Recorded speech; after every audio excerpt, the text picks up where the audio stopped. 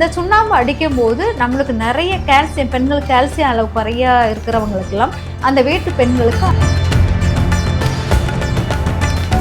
சுண்ணாம்பு வச்சு குழம்பு போடுவாங்க. இது ரெண்டுமே நல்லது தான். இந்த சுண்ணாம்பு குழம்பும் போடலாம், மாக்குழம்பு போடலாம். ரெண்டுமே நம்மளுக்கு ரொம்ப பவர்ஃபுல்லானது.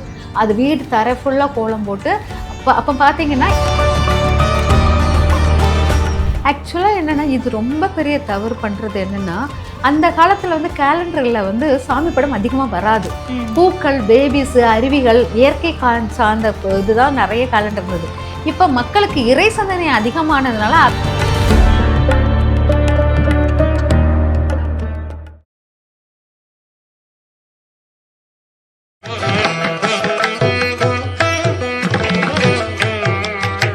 வீட்டிற்கு தேவையான அனைத்து பூஜை பொருட்களும் வாங்கும் ஒரே இடம் டிவைன் சேவா. தொடர்புக்கு 9841023450. உடனே கால் பண்ணுங்க, உங்க பூஜை அறைய அழகுபடுத்துங்க.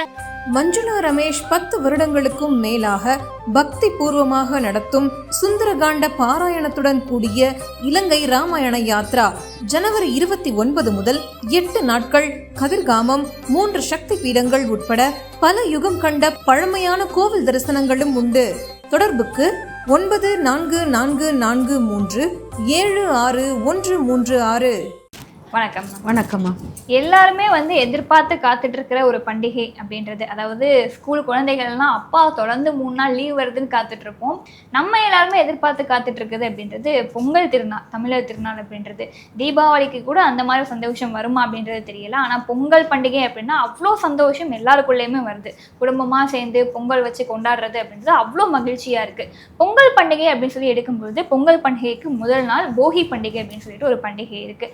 அந்த பண்டிகையில நிறைய பேர் சொல்ற ஒரு கருத்து என்ன அப்படின்னா, பழையன கழிதலும் புதியன புகுதலும் அப்படின்ற மாதிரி சொல்லுவாங்க. பழசு எல்லாத்தையுமே எடுத்து கொண்டு வந்து வீட்டுக்கு முன்னாடி எரிச்சிருவாங்க. இந்த மாதிரியான பாரம்பரியங்கள்லாம் இருக்கு. ஸோ போகி பண்டிகை அப்படின்னு எடுத்துக்கிட்டோம்னா, இந்த போகி பண்டிகை திருநாள்ல என்னெல்லாம் பண்ணணும், என்னெல்லாம் பண்ணக்கூடாது, ஏன் இந்த மாதிரியான ஒரு பழையன கழிதலும் புதியன புகுதலும் அப்படின்ற மாதிரியான ஒரு கருத்து ஏன் வந்தது? அதாவது போகி பண்டிகைங்கிறது என்னென்னா, மார்கழி மாதம் பீடை மாதம் வாங்க. பீடை மாதம்னா பீடை புடிஞ்ச மாதம் கிடையாது. அது வந்து மார்கழி குளிரில் வந்து நம்ம வந்து பொருட்கள் எல்லாமே பூசணம் புத்து வந்த மாதிரி ஆயிரும். வரிசையாக பார்த்தீங்கன்னா கொஞ்சம் கொஞ்சமாக வெயிலின் அளவு குறைந்து மழை பெஞ்சு எல்லா வீட்டுக்குள்ள எல்லா பொருளுமே ஒரு மாதிரி இந்த வாசம் வரும். வாசம் வந்து கொஞ்சம் கொஞ்சமாக அது பனிமூட்டமாகி அது ஃபுல்லாக பூசணம் புத்த ஒரு தன்மைக்கு வந்துடும். வந்து எல்லாமே எல்லா பொருளுமே நம்ம வச்சுருக்க குங்குமம் 1 மாதம் கூட ஆயிருக்கா, அந்த குங்குமம் கூட பூசணம் புத்த மாதிரி தன்மையாக மாறிவிடும். எவ்வளோ தொடச்சி எவ்வளோ சுத்தம் பண்ணாலும் நம்மளுக்கு வந்து அந்த குளிர், அதாவது பகலின் அளவு குறைஞ்சிரும். அதனால் நம்ம வேலையினுடைய அளவும் குறைவாகிற மாதிரி ஆயிடுது. அதனால் நம்ம வேலைத்தன்மை குறைஞ்சி நம்மளுக்கு அந்த உடைய இதெல்லாம் ஆகுது. அப்புறம் வந்து சூரியனுடைய அளவு கூட்டும் போது நம்ம எல்லாத்தையும் ரீஃப்ரெஷ் பண்ணுறோம். எல்லாத்தையும் கழிச்சு எதெல்லாம் யூஸ் பண்ண முடியாமல் எல்லாமே எதெல்லாம் மக்கி போயிடுச்சு, எதெல்லாம் நம்ம தூர போடணும், அந்த பூசணம் புத்து அந்த பொருட்கள்லாம் நம்மளோட பயன்பாட்டில் இருக்காது. நிறைய பலசரக்கு பொருட்கள் வந்து நல்லா பயன்பாட்டை விட்டு வெளியே போகிற மாதிரி இருக்கும். அந்த மாதிரி பயன்பாட்டில் இல்லாத பொருட்கள் எல்லாமே, அதாவது உணவுப் பொருட்கள்லேருந்து எல்லாமே பூசணம் புத்த ஒரு தன்மைக்கு உருவாகும். அந்த பொருட்களெல்லாம் பார்த்து அந்த டப்பாக்களெல்லாம் எடுத்து தூர வச்சு கழுவி அதெல்லாம் காய போட்டு, அது வந்து போகி பண்டிகை வந்து ஒரு 10 நாளைக்கு முன்னக்கூட்டியே நமக்கு ஆரம்பிச்சிருவாங்க. வெள்ளை அடித்தல், சுண்ணாம்பு வச்சு வெள்ளை அடிப்பாங்க. சுண்ணாம்பு வச்சு வெள்ளை அடிக்கிறது அந்த காலத்தில் ரொம்ப முக்கியமான ஒரு இதாக இருக்கும். இப்போ வந்து சுண்ணாம்பு கிடையாது. ஆனால் அந்த காலத்தில் வந்து சுண்ணாம்பு வச்சு வெள்ளை அடிக்கும் போது என்னன்னா, சுண்ணாம்பு வந்து நம்மளுடைய ஃபுல் அப்படியே கூலாக தக்க வைக்கக்கூடியது. இப்போ வந்து நம்மளுக்கு அடுத்தால தொடங்க போகிற காலம் ஃபுல்லாக வெயிலின் அளவு கூடிக்கிட்டே போகும். இந்த வெயிலின் அளவு கூடும்போது அந்த வெயிலை நம்மளால தாங்கணும் இல்லையா, அதை தாங்குவதற்கு இந்த சுண்ணாம்பை வச்சு வீடு ஃபுல்லாக அடித்து மாடி எல்லாம் அடித்து விட்டுருவாங்க. அந்த சுண்ணாம்பு வந்து நம்மளுக்கு குளிர்ச்சியாக நம்மளை வந்து பாதுகாக்கக்கூடிய தன்மையாக மாறிவிடும். அப்போ வெயிலின் தாக்கம் அதிகமாக நம்ம வீட்டுக்குள்ளே வராது. இந்த சுண்ணாம்பு அடிக்கும் போது நம்மளுக்கு நிறைய கால்சியம், பெண்கள் கால்சியம் அளவு குறையா இருக்கிறவங்களுக்கெல்லாம் அந்த வீட்டு பெண்களுக்கு அது வந்து ரொம்ப பவர்ஃபுல்லாக இருக்கிற மாதிரி இருக்கும். அதனால் அது சுண்ணாம்பை வந்து நம்ம முக்கியத்துவம் கொடுத்து அங்கே வீட்டில் அடிப்போம். ஃபுல் நெகட்டிவும் வெளியே போயிடும். நம்ம பீடை மாதிரி அந்த குளிருக்கு பயந்து உட்கார்ந்த தன்மையெல்லாம் நீங்கி ஃபுல்லாக திரும்ப புத்துணர்வோடு எந்திக்கிற மாதிரி இருக்கும். அப்போ நம்மளுக்கு வேண்டாத பொருள் பொதுவாக நம்ம வந்து அந்த காலத்துலலாம் நம்ம படுத்த பாய் படுக்கைகளை வந்து அடிக்கடி கழுவுவாங்க, அலசி போட்டு அதுக்கப்புறம் தான் பயன்படுத்துவாங்க. அந்த தீட்டு நாள் முடிஞ்ச பிறவோ, ஒரு விசேஷ நாள், ஒரு பொங்கல் பண்டிகை மட்டும் இல்லாமல் கடைசி வெள்ளி, இந்த மாதிரி நாட்களில் வந்து நம்ம வீட்டில் படுக்கைகளை வந்து அதிகமாக கழுவுவாங்க. அப்போ அந்த காலத்தில் பாய் தான் அதிகமாக இருந்தது. அப்போ அந்த பாய் முக்கிய பங்காக கழிவுகளில் இருக்கும். அதே மாதிரி நம்ம தலையாணைகள் வந்து சில பேர் இந்த எண்ணெய் மக்கு வச்சு அந்த தலையாணையை அடுத்த வருஷம் பயன்படுத்த மாட்டாங்க. இந்த தலையாணையை படுத்த நமக்கு நோய் வரும்னு சொல்லிட்டு புது தலையாணையை புதிய துணிகளை வைத்து தைத்து அந்த தலையாணையை உருவாக்குவாங்க. இந்த தலையாணைகளை ஃபுல்லாக அதாவது துணியை வைத்து தைக்கிற தலையாணைகளை ஃபுல்லாக நெருப்பில் போடுவதுக்கு தயாராக்கிடுவாங்க. இந்த மாதிரி இந்த பழைய இந்த வெயில் காலத்தில் தொடங்கிற புதுசாக மாற்றிட்டு அடுத்த குளிர்காலம் வரைக்கும் தான் அது ஒரு வருஷம். அந்த மாதிரி அந்த குளிர்காலம் முடியும் போது அதான் போகி பண்டிகைன்னு சொல்லிட்டு அந்த எல்லாத்தையும் போட்டு எரிக்கிறது. அதை வந்து அந்த வெள்ளை எடுத்தலோடு சேர்ந்து எல்லாத்தையும் கழிப்பாங்க. அதனோட நம்ம வருடப்பிறப்பு கேலண்டரையும் சேர்ந்து எடுப்பாங்க. இந்த மாதிரி வரிசையாக நம்ம பயன்படுத்திய உடைகள் வந்து கிளிசல் இல்லாத உடைகளை எடுக்கணும். ஆனால் கிளிசலான உடைகளை எரிச்சிடணும் அப்படின்னு சொல்லிட்டு அது உடைகளை தண்ணியிலலாம் போடக்கூடாது, உடைகளை எரிக்கணும். அப்போ அந்த எரிக்கிற நாள் வந்து இந்த போகி பண்டிகை. அந்த நாளில் வந்து முழுமையாக எல்லாத்தையும் என்னுடைய கெட்ட எண்ணங்கள் கெட்ட செயல்கள் இதையும் சேர்த்து எரிக்கிறோம்னு சொல்லிட்டு அந்த எரிக்கும் போது விடிய காலையில் சூரியன் உதயமாகுதுக்கு முன்னக்கூட்டியே கொண்டு, அதாவது நாள் போகி பண்டிகைக்கு நாளே நம்ம எரிக்க வேண்டிய பொருட்கள் எல்லாம் சேகரிச்சுக்கிறாங்க. அதை வெள்ளை அடித்தல். பரணில் வந்து சாணம் போட்டு மொழுகுவாங்க. பரணுன்னா மேலே ஸ்லாஃப்டு, அந்த ஸ்லாஃபை வந்து சாணம் பசுஞ்சாணத்தை வச்சு மொழுகுவாங்க. வீட்டை செவிற்றை ஃபுல்லாக சுண்ணாம்பு வைத்து அடிப்பார்கள். வீட்டுக்கு கீழே தரையில் சுண்ணாம்பு வைத்து மாக்கோளம் போடுவாங்க, சுண்ணாம்பு வச்சு கோலம் போடுவாங்க. இது ரெண்டுமே நல்லது தான். இந்த சுண்ணாம்பு குழம்பும் போடலாம், மாக்கோளம் போடலாம். ரெண்டுமே நம்மளுக்கு ரொம்ப பவர்ஃபுல்லானது. அது வீடு தரை ஃபுல்லாக கோலம் போட்டு அப்போ பார்த்தீங்கன்னா எல்லா இடமே தரையிலேருந்து செவரிலிருந்து மாடியிலேருந்து பரன்லேருந்து ஒவ்வொரு துளி அணுக்களுமே நம்ம வந்து சுத்தப்படுத்தி எடுத்து வேண்டாததெல்லாம் வெளியே தள்ளி, அதாவது எல்லாம் வேணும் சேகரித்து இதெல்லாம் எனக்கு வேணும்னு சொல்லிட்டு கழுசடைகள்லாம் சேகரித்து வச்சது வந்து இப்போ அந்த காலத்தில் தேவையில்லை அப்படி சொல்லிட்டு உங்கள் மனதிலேருந்து குப்பைகளையும் அகற்றணும், வீட்டில் உள்ள குப்பைகளிலும் அகற்றணும். போதுங்கிற மனத்துடன் நிறைய குப்பைகளை வெளியில் அகற்றி எரிச்சிட்டிங்கன்னா உங்கள் வீடு வந்து அப்படியே வெளிச்சமாக ஒரு இதாக இருக்கும்.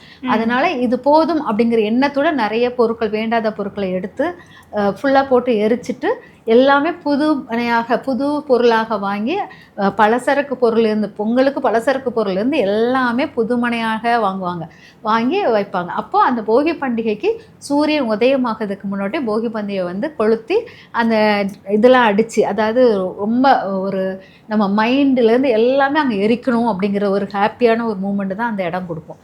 அதை வந்து கொடுத்து அந்த போகி பண்டிகை எடுப்பாங்க. அது காலை பொழுது. அதுக்கப்புறம் ஈவினிங் வந்து நான் மறுநாள் வர போகி பண்டிகை அன்னைக்கு ஈவினிங் வந்து மறுநாள் வரக்கூடிய சூரியனை வந்து பார்க்குறோம். சூரியனை எதிர்நோக்கிறதுக்கு நம்ம தயாராகிறோம்.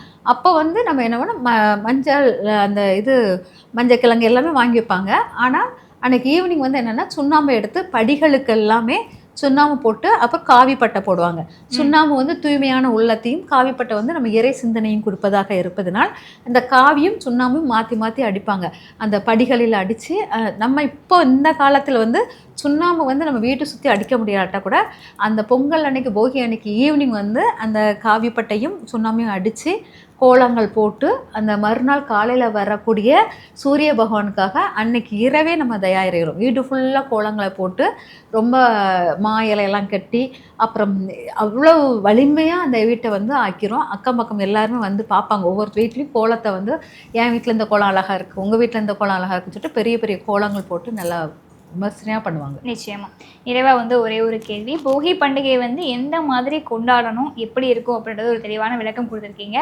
இப்போ அடுத்ததாக பார்த்தீங்கன்னா வீட்டில் கேலண்டர் மட்டும் யாருமே கலட்டவே மாட்டாங்க. சாமி படம் இருக்குது, இது அழகாக இருக்குது, எனக்கு மனசே இல்லை அப்படின்னு சொல்லிட்டு ஒரு சில வீட்டிலலாம் பார்த்தீங்கன்னா சுற்றி பழைய கேலண்டராக இருக்கும். அப்படி இல்லைன்னா அந்த பழைய கேலண்டரை எடுத்து ஒரு ஓரமாக அடுக்கி வச்சுட்டே இருப்பாங்க. அது ஏதோ மக்கி போகிற மாதிரியான ஒரு சூழலுக்கும் தள்ளப்படலாம். இந்த மாதிரி கேலண்டர் அதிகமாக வைக்கிறதும் இந்த பைகள் சேகரிக்கிறதும் நல்லதா? ஆக்சுவலாக என்னென்னா இது ரொம்ப பெரிய தவறு பண்ணுறது என்னென்னா, அந்த காலத்தில் வந்து கேலண்டரில் வந்து சாமி படம் அதிகமாக வராது. பூக்கள், பேபிஸு, அருவிகள், இயற்கை சார்ந்த இதுதான் நிறைய கேலண்டர் இருந்தது. இப்போ மக்களுக்கு இறை சிந்தனை அதிகமானதுனால அதை பயன்படுத்தி கேலண்டர் வியாபாரமாக அதிகமாக இருக்குது. ஆனால் இந்த கேலண்டரை வந்து இவங்களால என்ன பண்ணுறாங்கன்னா வரிசையாக அடுக்கி வைக்கிறாங்க. பொதுவாக ஒரு சாமி ஃபோட்டோவோ சாமி சிலைகளோ முகம் வடிவ அமைப்பு சீரழியும் போது குடும்ப அளவும் சீரழிய ஆரம்பிக்கும். இப்போ நீங்கள் வரிசையை அதை தூர போட மாட்டேன், நான் பத்திரப்படுத்தி வைக்கிறேன்னா கண்டிப்பாக ஒரு நாள் ஒவ்வொரு வருஷமும் நீங்கள் சேர்த்து வைக்கிற கேலண்டர் முகத்தினுடைய அளவு என்ன ஆகுதோ முகம் மங்கி அது வந்து முகத்தோட டல் அடித்து அப்படியே கிளிய ஆரம்பிக்கும். அந்த மாதிரி ஆகும்போது அது உங்கள் வீட்டுக்கு நெகட்டிவ் அதிர்வுகளை ரொம்ப கொடுக்கும். அதனால ஒரு வருடம் முடிஞ்சு அடுத்த வருடம் வரும்போது கண்டிப்பாக அந்த கேலண்டரை நீங்கள் வெளியே எடுத்து தான் ஆகணும். ஐயா நான் குப்பையில் போட்டால் யார் கால் அசிங்கங்கள் மேலே பட்டுரும் சாமி மேலே, ஆனால் அது போட முடியாது. சரி நான் இதில் போட்டுறதேன் எரிச்சிருந்தேன்னா சாமி ஃபோட்டோ வச்சு எரிக்கக்கூடாது, அதுவும் நெகட்டிவ். நம்ம வந்து சாமி பொருட்களை அடுத்து என்ன பண்ணுவாங்க, நீரில் போடுவாங்க. நீரில் போடும்போது எல்லாரும் ஆற்றங்கரை குளத்தங்கரையை தேடி சாமி ஃபோட்டோவை போட முடியாது. அதனால் இந்த என்னென்னா சில பேர் வந்து அந்த சாமி ஃபோட்டோவை என்ன பண்ணுங்க, கேலண்டரை நல்ல நாளே நல்ல தண்ணி, ஒரு டப்பு நிறைய தண்ணி வச்சுக்கோங்க. நீர் வந்து எப்போவுமே நிர்மூலமாக்கிவிடும். எந்த சக்தியும் நிர்மூலமாக்கக்கூடிய சக்தி நீருக்கு உண்டு. அதனால அந்த நீர் இருக்கிற இடத்துல வந்து நம்ம வந்து அந்த சாமி ஃபோட்டோவை ஒரு பெரிய டப்பு, புது டப்பாகவே வாங்கிக்கோங்க. அதில் எடுத்து அந்த டப்பில் வந்து கொஞ்சம் மஞ்சப்பொடியை போட்டுட்டு அதில் வந்து ஃபுல்லாக கடவுளை நினச்சி நீ இது வரைக்கும் இந்த வருடம் ஃபுல்லாக என் கூட இருந்து என்னை பாதுகாத்தா உன்னை என் மன திருப்தியாக நான் வந்து அனுப்பி வைக்கிறேன் அப்படி சொல்லிட்டு அந்த அந்த டப்பில் வந்து அந்த ஃபோட்டோவை அமைக்கி வச்சுருங்க. எத்தனை ஃபோட்டோ இருக்குதோ அத்தனை ஃபோட்டோ. அப்போனா அவங்க அந்த கடவுளும் வந்து திருப்தியான மனநிலையிலும் அதை நீங்கள் சீரழிக்கிற தன்மையில் இல்லை, கடவுள் நீர்நிலைகளுக்குள் ஈஸியாக எளிய சங்கமிக்கக்கூடிய தன்மை தான் உண்டு. அதனால நம்ம வந்து அந்த தண்ணியில் வந்து நம்ம அழகாக அமுழ்த்தி வச்சுட்டு ஒரு நாள் ஃபுல்லாக அந்த தண்ணி வந்து நம்ம வீட்டில் இருக்கிற மாதிரி இருந்துட்டு மறுநாள் காலையில் அந்த தண்ணியை ஏதாச்சும் செடிகளுக்கு ஊற்றிட்டு அப்புறம் அந்த ஃபோட்டோஸ் அந்த இதெல்லாம் சக்கையெல்லாம் இருக்கு இல்லையா, அதை வந்து நீங்கள் எரிச்சா ஒன்றும் பிரச்சனை இருக்காது. அது காய வச்சு எரிச்சிட்டிங்கன்னா ஒன்றும் பிரச்சனை இருக்காது. அதுக்கு மேலே அது குப்பையில் போட்டாலும் ஒரு பிரச்சனை இருக்காது. நீங்கள் ஒரு நாள் ஃபுல்லாக அதை இது பண்ணி நீரில் முங்கி வச்சுட்டு அதுக்கப்புறம் நீங்கள் எரிக்கும் போது அது பிரச்சனையே இருக்காது. ஆனால் அதை வந்து நீங்கள் எரிக்கவோ இல்லாட்டா இது பண்ண குப்பையில் போடுறதோ முழுமையாக போடுறதோ அது நம்மளுக்கு நெகட்டிவாக ரொம்ப நெகட்டிவானது. கடவுள் அப்படி பண்ணக்கூடாது. நான் கோயிலை கொண்டு வைக்கிறேன் அப்படிங்கிறதும் அந்த கோயிலுமே அங்கே என்ன பண்ணும், அத்தனை கடவுள் இது பண்ணுறது. நீங்கள் வைக்கிற ஒரு ஃபோட்டோவோ சிலையோ மற்றவங்களுக்கு பயன்பாடாக இருந்தால் அது உங்களுக்கு பாசிட்டிவாக இருக்கும். நீங்கள் கோயிலில் வைக்க ஃபோட்டோவோ சிலைகளோ அது பயன்பாடு அற்று கடந்தால் அது உங்களுக்கு நெகட்டிவ் அதிர்வுகளை தான் கொடுக்கும். அதனால் ஒரு கோயிலை நீங்கள் வைக்கிறீங்க, ஒரு ஃபோட்டோவையோ ஒரு சிலையோ வைக்கிறீங்கன்னா அது எல்லாரும் பூஜிக்கக்கூடிய இடமாக இருந்தால் அந்த சிலையை பூஜிச்சிட்டாங்கன்னா நீங்கள் உங்களுக்கு நன்மை தரக்கூடியதாக இருக்கும். ஃபோட்டோவாக இருந்தாலும் நீங்கள் உடஞ்ச ஃபோட்டோவாக இருக்குது அதை போய் கோயிலில் வைக்கிறேன்னா அது இன்னுமே கோயிலுக்கும் கெடுதல் தான். நீங்கள் அந்த மாதிரி உடஞ்ச ஃபோட்டோவாக இருந்தால் கூட அந்த கண்ணாடியெல்லாம் எடுத்து ஒரு கவரில் போட்டு கட்டிட்டு ஏன்னா அங்கேருந்து சக்தி வெளியாக போகிறது தான் கண்ணாடி உடஞ்சிருக்கும். ஆனால் அந்த கண்ணாடியெல்லாம் எடுத்து வெளியில் கட்டிட்டு அது தனியாக சேஃபான ஒரு இடத்த வெளியே போட்டுட்டு அந்த ஃபோட்டோவை கூட நீங்கள் தண்ணியில் முக்கிய ஆழமாக உட்கார வச்சுட்டு அப்புறமா அதை டிஸ்ட்ரிபியூட் பண்ணிட்டீங்கன்னா அது பிரச்சனையே இருக்காது.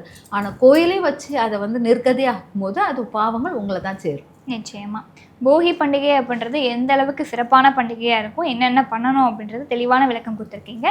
ரொம்ப நன்றி. நன்றி.